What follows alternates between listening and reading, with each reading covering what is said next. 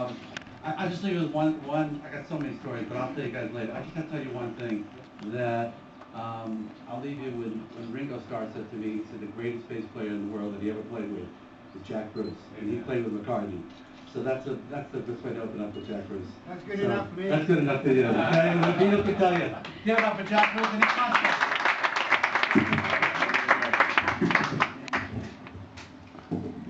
Okay, so this got sprung on me late last night. Will you ask your dad some questions? So this morning I had to think, I want to ask the questions that you guys, think you you can would ask the find questions, they interesting. can ask the Yeah, of course. questions. I'm just going to kind of throw a few in, get things started, and then we'll pass it over to you.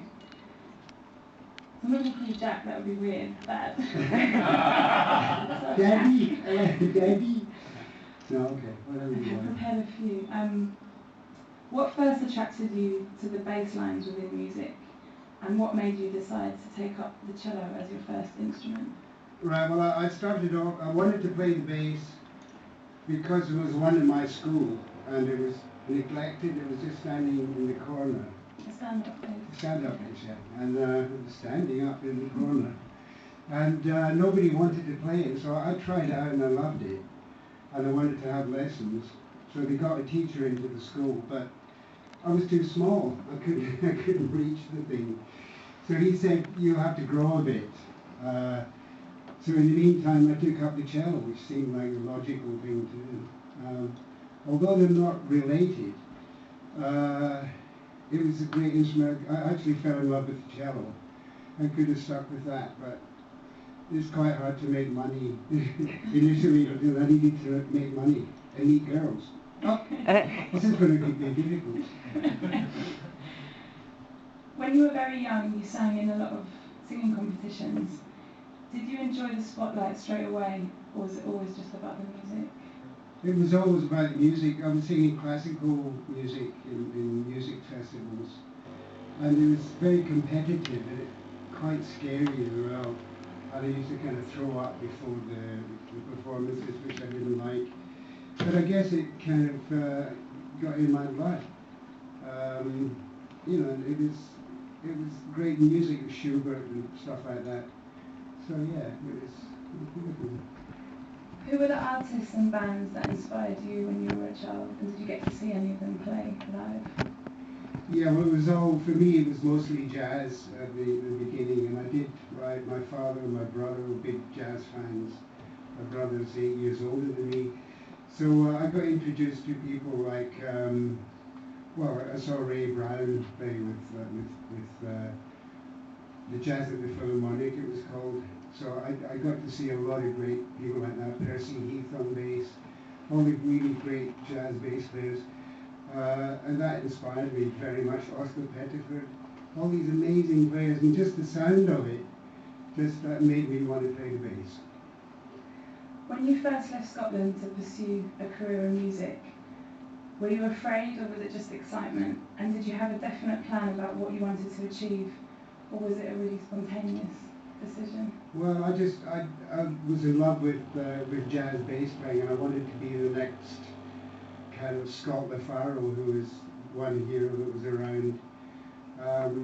So it was scary, but I was 17, and when you're 17, everything seems possible. My big ambition, I guess, was to play at Ronnie Scott's in London. I thought if I could do that, I could then die happy. Is it true that the first time you ever played an electric bass, you were actually in a recording session? Yeah, I borrowed one to play on a recording session with a guy called Ernest Ranglin, who is a Jamaican guitar player, really great. He's still around. And he more or less single-handedly invented ska, which became blue beat, which eventually became reggae and so on. So yes, I just borrowed one and found it really easy. And I thought, ooh, this is good and light and easy to get around. Can you remember the song that you played in the session? There were Ernest Ranglin's originals. I think one was called Soho, something like that. What has been your all-time favourite band to play with? Can you choose one? That's really, Is it possible? that's really difficult. I think I would have to say Cream. I think I think with all the other great bands that I've played with, people like Tony Williams, whatever, even Ringo, I would have to say Cream was my favourite and still is my favourite band. Playing with those guys, it's just like a dream. I hope we get a chance to do it again. Yeah. Do you have a favourite person to write music with? To collaborate with? Yeah, I've always really liked collaborating. I've got this book that's out now, and that was a collaboration as well. Somehow I'm very lazy, apart from anything else, but I think that if you collaborate with somebody, it brings out things you might not get out otherwise. I mean, think of Marie and Pierre Curie, for instance. That's not right. Do you have a favourite person to collaborate Yeah, with? Pete Brown. Yeah.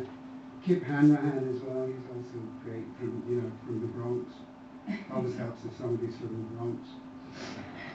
When you first played with Eric Clapton and Ginger Baker as a threesome, did you feel that this combination was something truly special straight away? Was it like an instant? Yeah, it was energy? completely instant. Yeah, we set up in Ginger's front room in Neasden, Braemar Avenue, and just from the word go, it was magic. Yeah. Do you think that the apparent conflict between you and Ginger is something that added to the intensity of both your playing on stage? I think there's been a lot more made of that than. So he wants to kill me. So what? I think he wants to kill a lot of people. But I can't think of a single really good band. Certainly no really great bands that haven't got that conflict in them. Whether it's the Kinks, the Police, even the Beatles. Mostly bands have got to have a little bit of Do you think tension. that helps to kind of bring Yeah, it does, yeah. I mean, it can be nice, being in bands and it's all really, really sort of easy going, and that can be nice too, it's relaxing. But if you want to really hit the high spots, it's got to be a little bit edgy, yeah, definitely. Was there ever a moment in time when something happened and you thought, wow, this is really rock and roll? Too many to mention, and two probably get in trouble. That's your daughter. Too dark. Sorry. Any stories? Like, No. Nothing at all. I was innocent. I wasn't there. I just left my rowing kit there by accident. like TVs out of windows or smashed up Oh, instruments, yeah. something like that. Of course. If you had to choose 3 albums to take with you on a desert island, what would they be? That's only 3. Only 3. You wouldn't be there forever, maybe for like 3 months. Yeah. Well, I'd have to have some Ray Charles, I guess. That would keep me going a bit. I'd have folk singer album Muddy Waters, and another 30. If it's just 3, that's not fair. All right, something Bartok string quartets. Just when I got too down. So you mentioned your new biography is out. How did you find the process of putting this book together? And were you ever taken aback about all of the things that you've achieved in your life? Well, the one thing that impressed me about when the book came out, it was nice to see it. It looks nice and everything. But there's a big list of all the shows that I've done since the Cream days. And it's just thousands and thousands. It takes up pages and pages. And it made me think, well, yeah, that's not bad. It's, at least I've done some work in my life, And that made me feel good, yeah.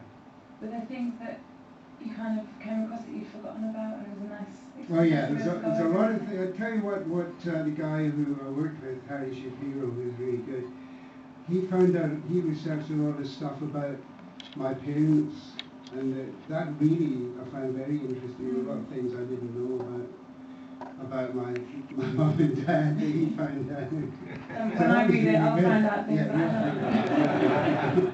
Don't read it. You're forbidden. I forbid you to read it. I've had my copy sitting there, but I just wanted to have some time I'm not scared, I'm just kind of strange. What might I find? Can you tell us one of the highlights of your career so far? One of your favourite moments? I think the reunion concert, stepping out onto the stage of the Albert Hall after all the stuff that had happened to me, illness and all that, and being able to do that and feeling the love, that was the highest spot, yeah, definitely. Is there anything else you hope to achieve within your career in music, and do you still set yourself goals all the time? I do, yeah, I always have goals. Getting up is one. Going to bed is another. I've got this one, I think I've got this one piece of music in me that I haven't found yet, and I'm still searching for it. And I'm hoping to still bring it up. I mean, when I came up with the riff for Sunshine of Your Love, that's kind of like, wow, where did that come from? And it's great. So I've always been looking for another one of those. Where is it? I haven't found that yet. But I think there's one thing that I haven't done yet. I still have to do just one, and then I'll be happy. You have a new live album coming out called Jack Bruce and the Quico Line Express live at the Milky Way in 2001. Can you tell us a little bit about this band and this night, and what made you choose to bring this out as a live record? Well, it's just a great band. It's a kind of Latin jazz fusion band, and it was one of those amazing nights when everything seems to go right. The sound was good, everybody was happy and on, the whole band, and it was recorded. Simple as that. Quite often you do a live recording and it's just not the best that band has been, but this was about the best it's been, so there it is, yeah. Okay. Obviously you meet a lot of people all the time who are very influenced by your playing and the music that you've written. Did you ever meet anybody and feel really starstruck? Like, wow. Oh yeah. One time I met Charles Mingus when I was hanging out with Tony Williams, so we went down to I think it was the Village Gate or Village Vanguard, I can't remember, one of those places in New York. And Charlie was playing there.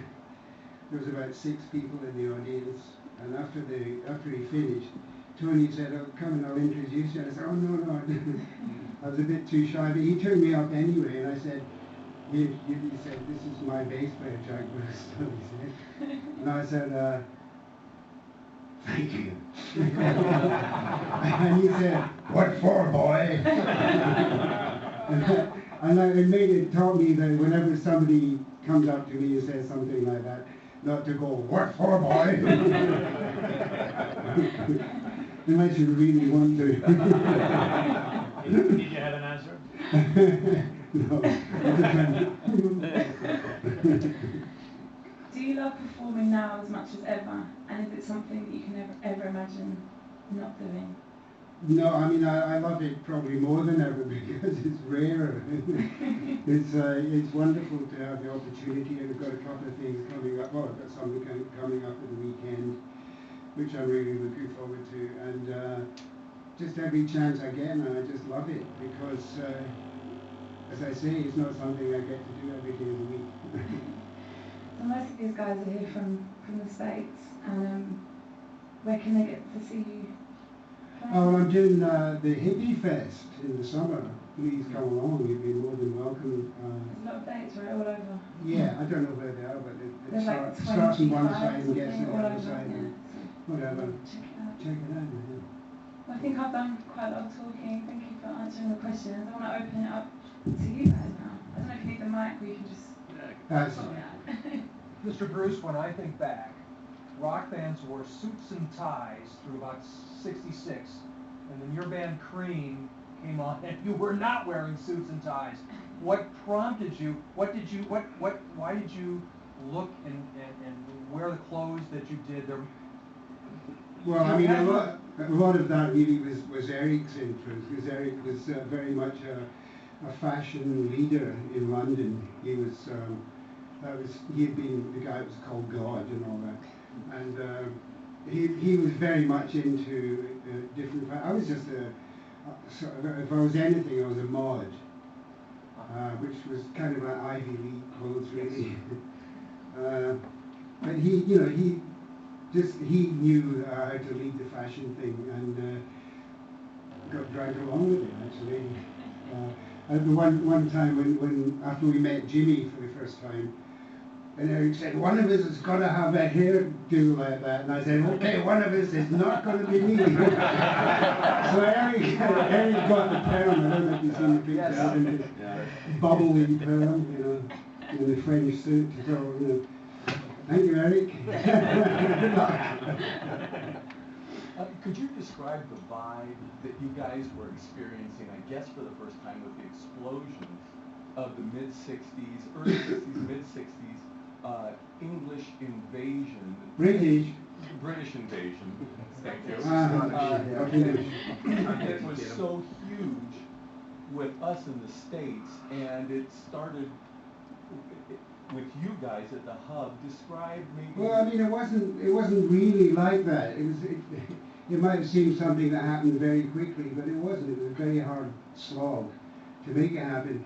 When we started out in London, for instance, we'd do shows. We'd play the Ram Jam Club in Brixton, which is really a sort of a Jamaican type club. And they say, "Where's your organ?" Things like that. And then when we did the States, we did the Psychedelic Supermarket in Boston, which was a parking garage, and there was 10 people. We played there for about 10 days. Eventually, it would be 200 people. So we built it up. That's what we did in '67. It wasn't by no means an overnight thing. It wasn't until we got to the West Coast and Bill Graham that we had any real success. That's when it all took off. You didn't sense that between you guys and the Kinks and Jerry and the Pacemakers that there was something really No, we happening? never thought of ourselves as a pop band. We were completely separate from Jerry and the Pacemakers or the Kinks or anything like that. They were pop bands to us. We thought we were different, just musicians who wore funny clothes. You being one of the most dynamic live bands ever, I think at least, it did not quite show on the studio albums, I think, in the beginning. Were you improvising and being a dynamic live from Well, I think a lot of we only recorded a couple of shows, about 3 shows, whatever. And as I say, sometimes you don't get the best shows when you do live recordings. Also bear in mind that this is very early days of live rock recording. There wasn't such a thing as a portable recording studio. It was just Tom Dowd and some other people who put Ampeg 8-tracks in a truck. As simple as that. So, I think those live albums still stand up though. And I think some of for instance, the live version of Crossroads, I don't think you'll beat that. No, that's good. Can I just follow with one more? Your improvisation was very famous. Did that come immediately, like the dynamic of the 3 of you? No, we toned that down. At the very beginning, we used to play little snappy versions of we were trying to be a pop band. And when that failed, that's when we did it. No, to be honest, when we got to the Fillmore